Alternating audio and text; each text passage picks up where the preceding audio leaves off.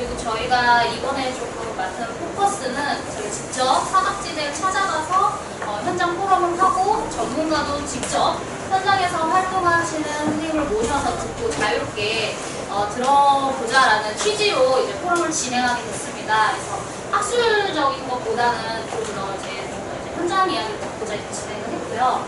그래서 오늘 이 행사에 앞서서 저희 행정안전위원장이신 김영식 교수님의 개회사를 좀 들으면서 포럼을 시작하도록 하겠습니다. 네, 반갑습니다. 저 서울대 경찰학교 김영식입니다.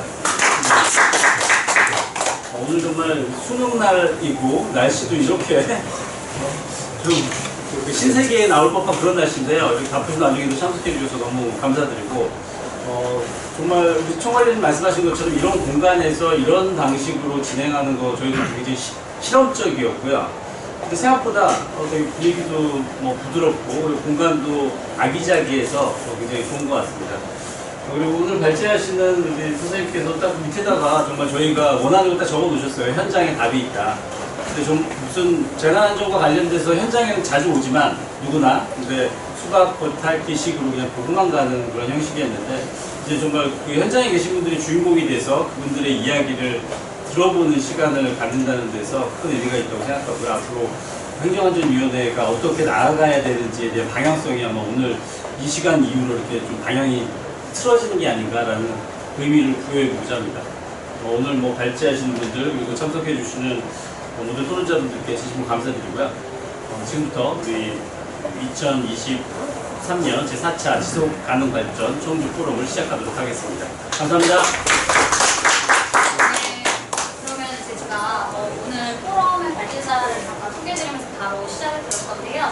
오늘 포럼 발제는 에이파 코리아 이사님이신 이동환 이사님이 해주실 겁니다. 에이파 코리아는 구호단체고요. 재난이는 현장에 직접 찾아가서 구호 활동을 하는 단체가 이제 되겠습니다. 국제기구가 되겠고요. 그래서 실감나는 이야기를 좀 들을 수 있지 않을까라는 생각이 듭니다. 네, 이동환 이사님 모시도록 하겠습니다. 그쪽 가실까요? 거기 계시겠어요? 불을 끌까요? 어떻게 나을까요? 사진을 보시려면. 네, 제가 아이라서 살짝 꺼주시면 좋죠. 훨씬 잘 보이는데요? 네, 제가 자료는 마련했지만 장소가 장소이고 또 이렇게 가까이 있는 만큼 좀 편하게 말씀을 해주시고 또 그거에 대해서 서로 얘기하면서 좀 진행되면 좋을 것 같다는 생각이 듭니다. 제가 집이 제천이거든요. 그래서 충북에 올 때는 항상 마음이 좀 편한 게 있고 다른 지역 가면 마음이 좀 불편하거든요.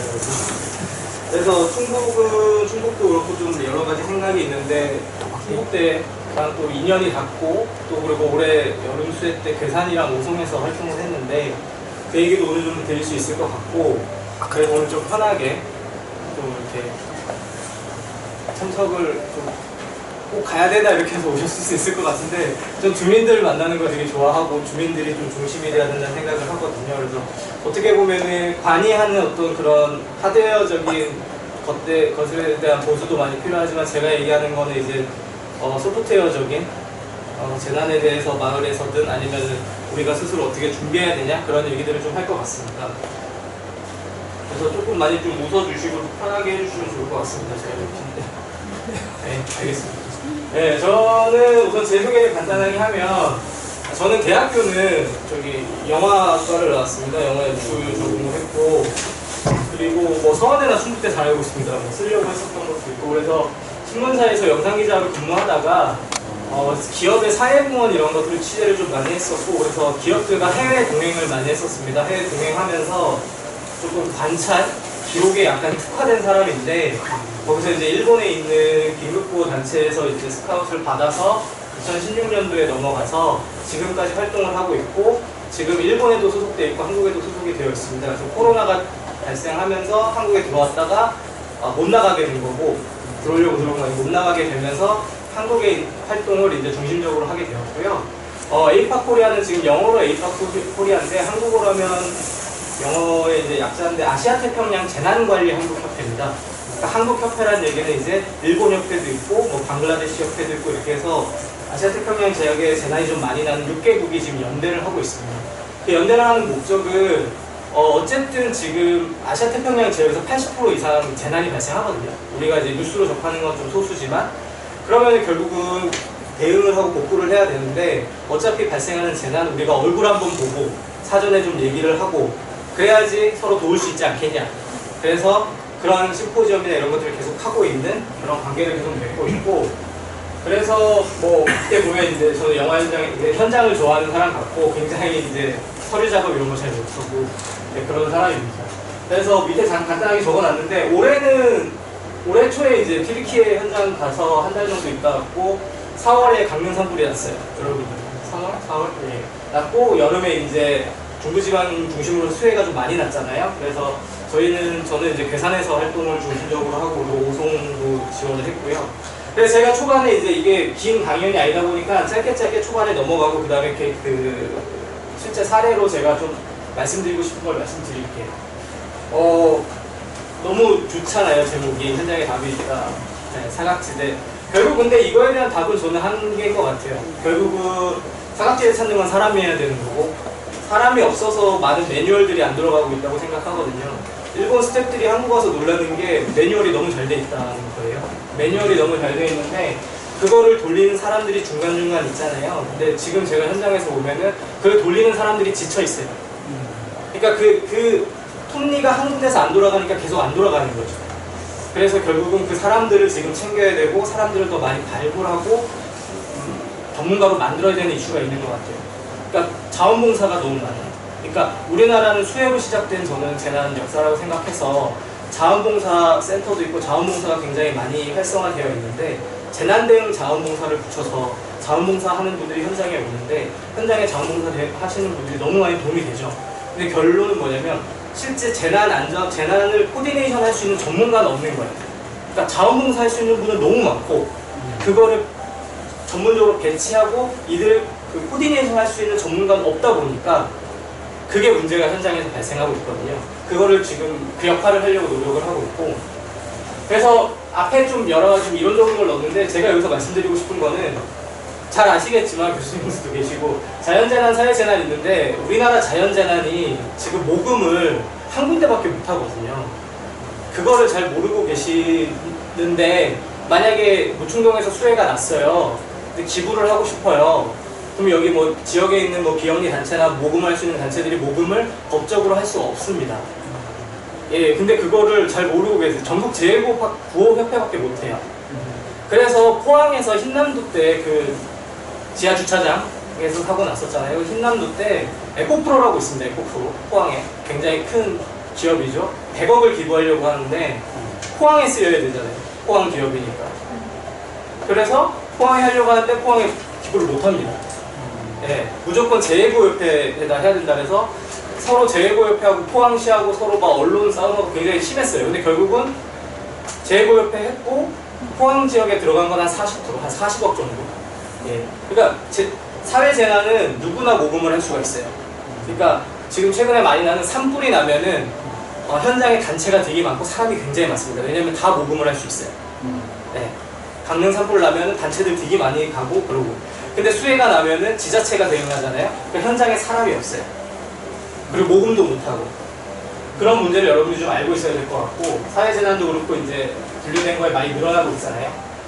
그거에서 가장 큰 차이에서 자연재난은 지자체가 대응이죠. 왜냐면 수해 났을 때는 지자체 기사가 많이 나오죠, 그죠? 시장 이름 많이 나오고 도지사 이름 많이 나오고, 이태원 참사 났을 때는 행안부 장관 이름 나오고 공총 이름 나오잖아요. 그 차이가 있습니다.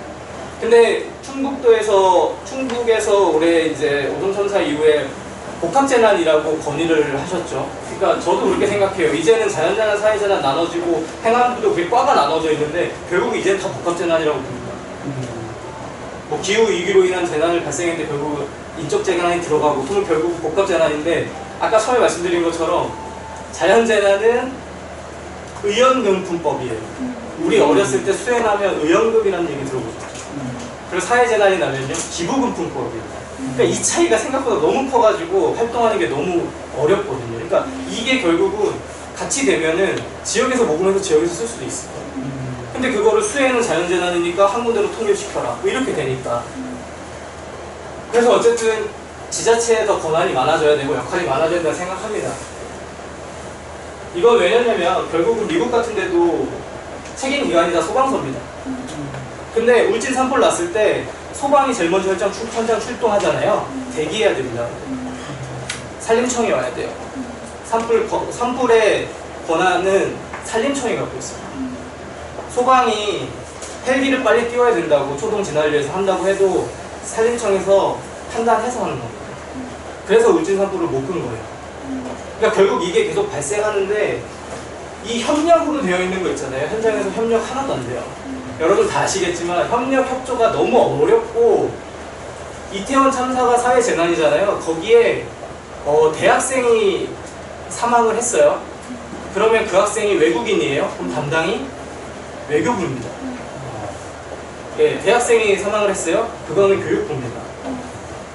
그러면 이 사망자들을 관리하고 이걸 해야 될 거 아니에요. 전체 150명이 넘는. 그러니까 그게 협조 협력이 잘 안 되는 거죠. 그러니까 이게 결국 문제가 발생을 하고 있는데 어떻게 보면 미국이나 제가 튀르키예도 갔다 왔지만 튀르키예도 재난방재청이 따로 있거든요. 행정안전부에서 안전을 담당하는 게 아니라 청이 따로 있는데 한국도 결국 가야 된다고 생각이 듭니다. 오늘 자유를 관련한 분들도 오시고 해서 그냥 이건 보여드린 건데 재난관리는 이제 4단계 중이잖아요. 자유관리라는 거 다 있잖아요. 결국은 저희가 마을이나 저희가 직접 시민들이 준비하려면 저희는 모든 단계에 다 들어가 있죠, 사실. 재난회복력 부분에 얘기를 많이 하잖아요. 제가 오른쪽 아래 놓은 거는 제가 생각했을 때 필요한 부분인데 제가 할 수 없는 부분들인 거예요. 그러니까 지자체가 돈을 쓰거나 정책적으로 가야 되는 부분이라 생각하거든요. 그래서 적어 놓은 겁니다. 저희는 기본적으로 지금 제가 한국에서 활동한 거는 2019년 강원도 고성 산불대에서 한 6년 정도 됐어요. 5, 6년 정도 됐죠? 아니구나. 4년 정도 됐죠. 그때부터 느낀 거를 지금 많이 얘기하고 있는데 저희가 할 수 있는 게 있고 못하는 게 있잖아요. 그래서 저희는 지금 사람이 중심이 되는 안전망 구축이라고 해서 이따가도 말씀드리겠지만 현장에서 이장님들한테 저희가 급여를 드립니다. 그러니까 급여라는 게 다른 게 아니라 마을에서 수해드 산불이 발생했습니다. 이장님들이 처음에는 물품을 날라줘요. 자기 트럭에. 하루, 이틀. 그게 2달, 3달 되면 여러분들 하실 수 있어요? 그 날르는 거를 못합니다. 이틀 이상 못합니다. 저는 얘기를 정확하게 못해요. 그거는 자원봉사 개념으로는 할 수 없는 부분이고 그 리더인 이장님께서 그걸 날르면서 실제 불이 탄 집과 불이 안 탄 집에 드는 원망이 정말 장난 아니에요. 불이 안 탄 집은 불탄 집에만 물건이 나가거든요. 네. 그러니까 창고만 타도 기부 물품을 못 받아요. 그러니까 불탄 집 앞에는 비료부터 쌀부터 라면부터 모든 게 쌓이는데 계속 그걸 마을을 왔다 갔다 하는데 그분들은 받지를 못해요. 그게 법으로 되어 있어요. 지자체가 어쨌든 담당인데. 근데 예를 들면은 라면이나 쌀 같은 거는 피해를 안 입은 분들도 먹을 수 있잖아요. 그리고 양이 너무 많아요. 쌀이 30부대씩 한 집에 나가요. 30부대씩. 그러면 저희 같은 민간단체는 그러면은 이거를 좀 해서 피해 안 입은 마을까지, 왜냐면은 공동체가 회복돼야 되잖아요. 그러니까 마을은 50가구인데 피해 가구가 30가구라 그러면은 20가구는 거의 공동체에서 빠져나갑니다. 무조건 붕괴됩니다. 지금 이런 이유 때문에 여러분들 입장 바꿔 생각해서라도.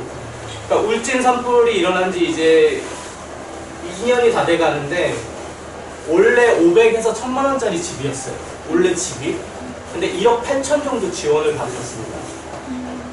사회재난이기 때문에 모금한 데도 많고. 근데 실제 불이 났을 때 마을 분들이 불을 꺼준 집이 있어요. 막 어르신이 막 경운기에 불 갔다 오고. 그 어르신 한 3, 4일 동안은 영웅 대접 받았죠. 그 후에는 어떻게 됐을까요?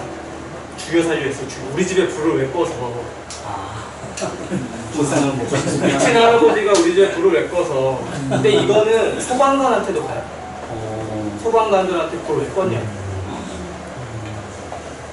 저희가 지금 울진은 기록 사업을 했는데 충격적으로 그분들은 그래서 그런 얘기도 하시더라고요.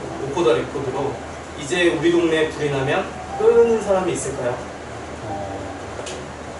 가끔 있죠. 예, 그러니까 이게 결국은 제가 생각할 때는 우리가 돈으로 보상을 계속 많이 해왔고 공동체 회복 차원에서 돈으로 많이 했는데 그게 사람이 투입이 되고 사람들이 들어가서 조금 그 심리적으로도 그런 게 있어야 되는데 돈만 들어가니까 결국은 많은 문제가 발생하고 있다. 뭐 그런 걸 많이 느끼고 있고 그러면은 뭐부터 바꿔야 되냐 막 이런 생각을 많이 하죠.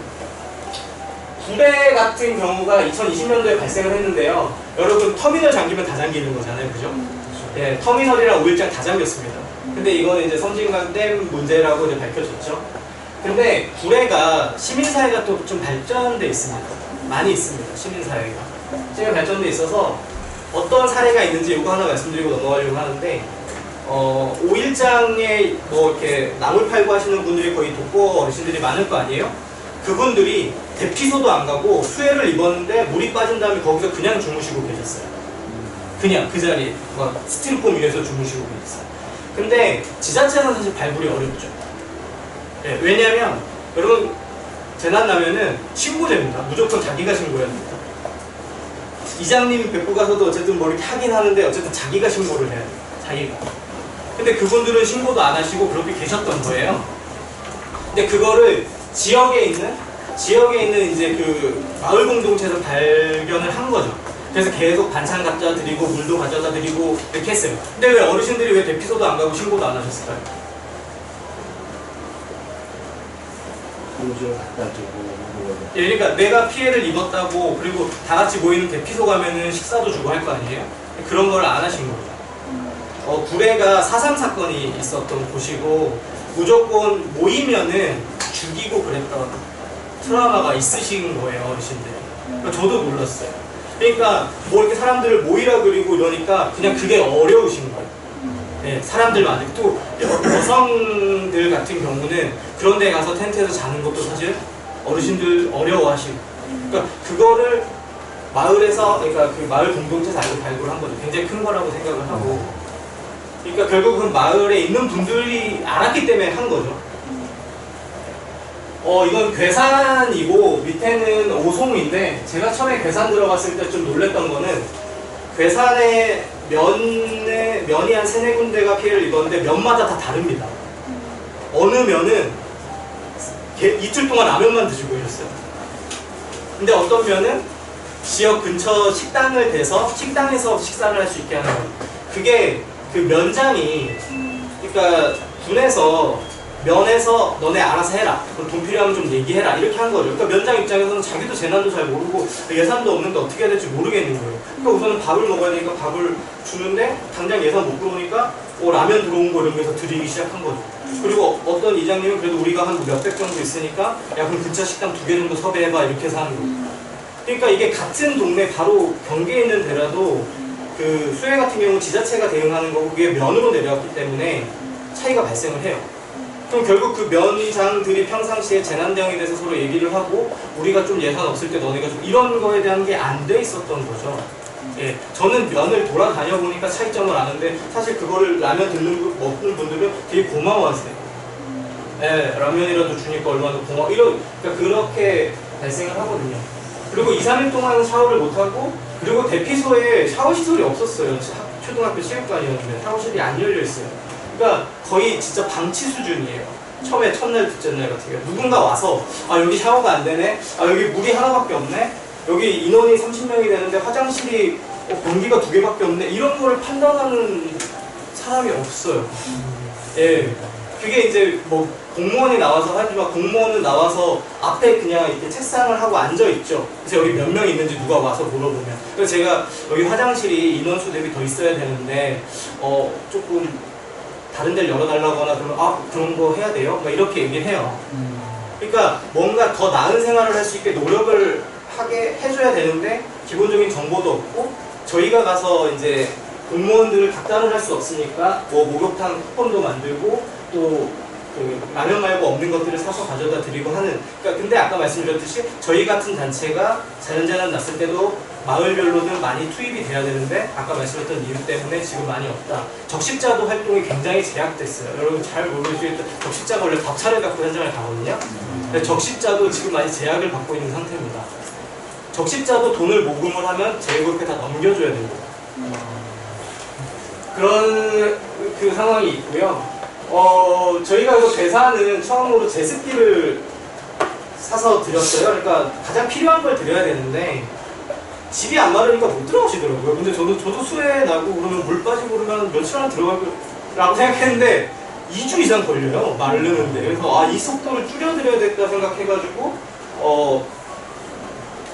제습기하고 선풍기를 했는데 이 돈은 저희가 아름다운 재단이랑 하는 사업이 있어서 그 사업에서 조금 3천만 원 정도를 땡겨둬가지고 했지 모금을 한 돈은 아닙니다. 그래서 뭐 글들은 계속 조금 읽어봐 주시면 좋고요. 그래서 그런 생각이 들고 요거는 여러분들도 해당될 수 있어서 좀 말씀드리는데 수해가 그 집중호우 이후에 태풍이 하나 왔어요. 카눈이라고. 근데 그게 이제 강원도 고성이랑 뭐 몇 군데 정도 그러니까 이 재난이 연속 발생하면서 언론이든 사람의 관심이 없을 때가 가장 큰 문제인데 근데 강원도 고성은 제가 이제 산불 때 한번 인연을 맺었어가지고 정말 대응이 안 되는 지자체라고 알고 있거든요. 그래서 제가 괴산에 있다가 이제 서울을 올라가는데 이제 양양으로 올라가다 보니까 고성이 보여서 고성 한번 가보자. 그래서 현장을 갔다가 이제 지원을 하게 됐는데 뭐냐면은 중간 사진이 경로당이에요. 그 대피소가 뭐 체육관, 마을회관, 경로당, 뭐 주민센터 이렇게 법적으로 나와 있습니다. 그 중에서 저 마을은 저 경로당에다가 한 10여 명의 그 수해 입은 분들을 넣었는데 저분들이 열흘 이상 있게 되는 거예요. 그러면 무슨 일이 발생하냐면 저분들은 원래 경로당을 쓰시는 분들이 아니에요.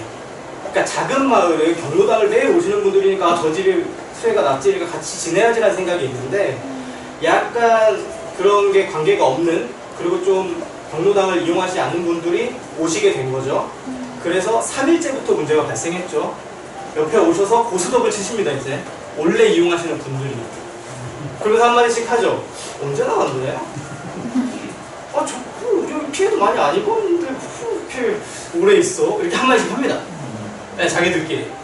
그러면 그냥 처음에 모른 척 하고 있죠. 그러다가 거기 아줌마 말이 좀 심하네 이러면서 싸우기 시작합니다. 네.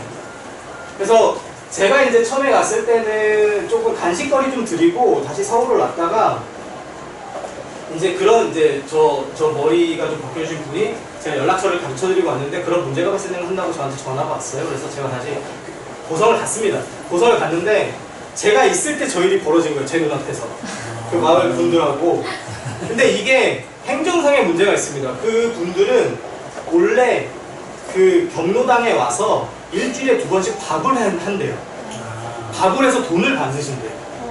그러니까 있어요 그게. 그 역할이 있는데 그게 이 사람들 때문에 멈추게 된 거예요. 그러니까 우선 불만이 있죠. 그런 어떤 문제들이 있는데 군에서는 그러니까 군에서 군청은 멀리 있으니까 행정복지센터에서 그 내용을 알고 있어요. 문제가 발생하는 건. 근데 자기들은 할 수 있는 게 없대요. 그냥 사이좋게 지내세요 이러고 있어요. 그래가지고 제가 그걸 보고 나서는 그때 분당에서 칼부림 사건이 났습니다. 전날에 발생하지 않으리란 법이 없다고 봤어요. 저는. 왜냐면 경로당에는 있잖아요. 칼도 있고 다. 사람이 어떻게 될지 모르잖아요. 지금 굉장히 재난이 겪고 일주일째 저기 있으면서 굉장히 자존감이 거의 바닥에 있는 상태거든요.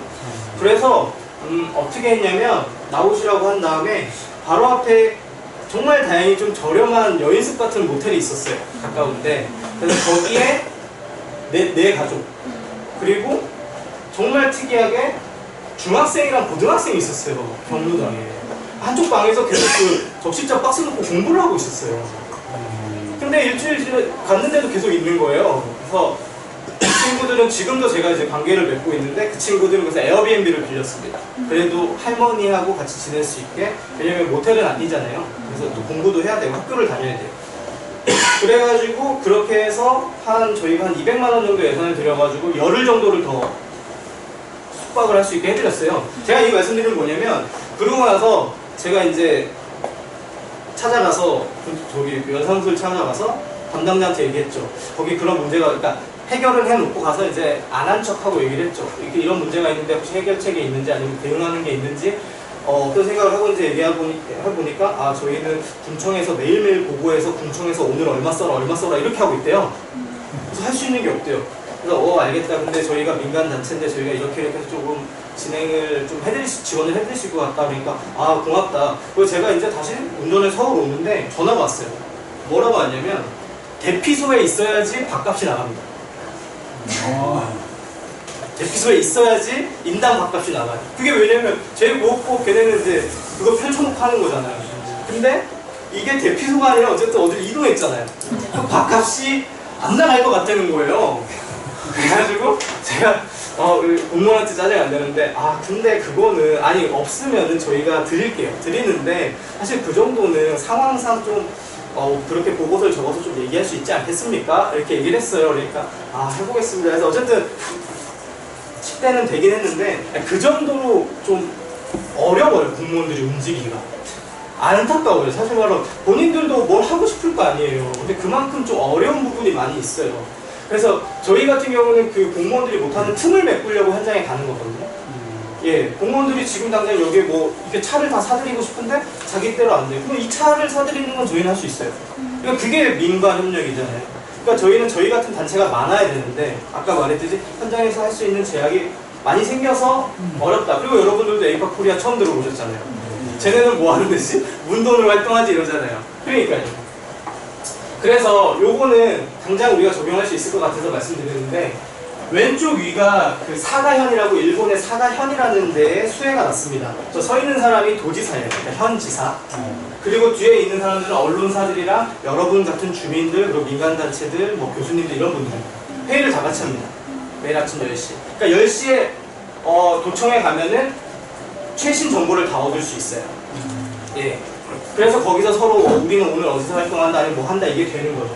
그렇게 됐을 때 굉장히 정보가 거짓 정보가 나가는 거랑 여러 가지 그런 부분에 대한 게 줄어들겠죠, 그죠? 오른쪽이 포항 지진 났을 때예요. 포항 지진 났을 때 제가 한국 들어와가지고 일본에 있을 때는 한국 들어와가지고 갔거든요. 저를 막는 사람도 없고 그냥 다 저렇게 앉아있고 그냥 저렇게 계시더라고요. 그리고 현황판이 없어요. 현황판은 사소한 건데 정말 중요한데 그냥 여기 현황판이 있으면은 누구한테 안 물어봐도 들어왔을 때 여기 지금 몇 명이 있고 남녀가 몇 명이 있고 어떤 일이 발생했는지 알면 그거 보면은 정보, 기본 정보는 알잖아요. 그게 정말 중요하거든요. 안 그러면 일하는 사람 붙잡고 물어봐야 돼요. 지금 뭐가 필요해요? 뭐 이런 식으로. 지금 밑에 보면은 일본 그냥 작은 대피소들에 있는 지금 보드인데 저기 이렇게 막 적혀있잖아요. 막 적혀있잖아요. A4 붙어있고. 그러니까 저기는 민간 단체들이 우리가 몇 시에 왔었는데 우리가 무슨 물건 놓고 갔다. 내일 다시 올 거다. 뭐가 필요한지 여기서 적어달라든지 뭐 이런 것도 있고 주민 같은 경우는 내가 집에 강아지를 놓고 왔는데 그 강아지 밥을 이틀째 못 주고 있다. 그런 것도 다 적어놓는 거예요. 그러면은 우리 같은 단체가 강아지 밥 주고 우리가 가겠다. 그럼 가는 거고. 그런 식으로 이거 안 그러면 우리나라 다 가고 좀 그런 게 있어요. 텐트 가서 다 물어봐야 돼요. 못해요. 쉽지가 않아요. 그리고 오른쪽은 뭐냐면은 그 작은 면사무소에서 그 담당자가 브리핑을 하는 겁니다. 10시랑 2시에 2번 해요. 저렇게 정보 브리핑을 하는 거는 우리가 효능감을 느낀 적 있죠. 코로나 때. 매일 2시에 정릉 본부장이 나와서 얘기를 하니까 거질 수 없어지잖아요. 그러니까 작은 마을이라도 저렇게 그 리더가 되는 사람이 그날까지의 이제 거를 얘기해 줄 수 있는 브리핑 문화가 있어야 된다고 생각합니다. 예. 그냥 뭐 물어보면 문서 주고 뭐 물어주면 카톡으로 뭐 주고 하는 게 아니라 정확한 시간에 그러면 사람들이 모여와 정보를 얻을 수 있습니다. 예. 그래서 뭐 이렇게 좀 말씀드렸고 제가 지금 저는 이제 충북에서 뭘 좀 해보려고 준비를 하고 있습니다. 아까 말씀드렸던 여러 가지 문제점들이 있다고는 늘 말씀드리는데 현장 가면은 지역 사람들하고도 좀 쉽지가 않고 그래서 강릉이 재난이 많아서 강릉에서 해볼까 그런 사례 발굴을 강릉에서 해볼까 그리고 영남권은 원전 문제도 있으니까 경주, 울산 이쪽에서 해볼까 지금 장소를 거쳐서 결론적으로는 충북에 와서 할 것 같아요. 충북에 와서 충북의 지금 민간 자원들하고 뭐 주민자치 자원들 이런 것들을 확인한 다음에 결국 충북 내에서 재난이 났을 때 다른 지역을 도와주고 아니면 어느 지역이 잘 대응하는 사례를 만드는 일을 좀 하려고 해서 그래서 오늘 마을로 이렇게 어쨌든 이 모충동에 온 게 좋은 기회인 것 같기도 하고 인연인 것 같기도 하고 그런 생각이 듭니다. 예. 그래서 이렇게 마치도록 하겠습니다.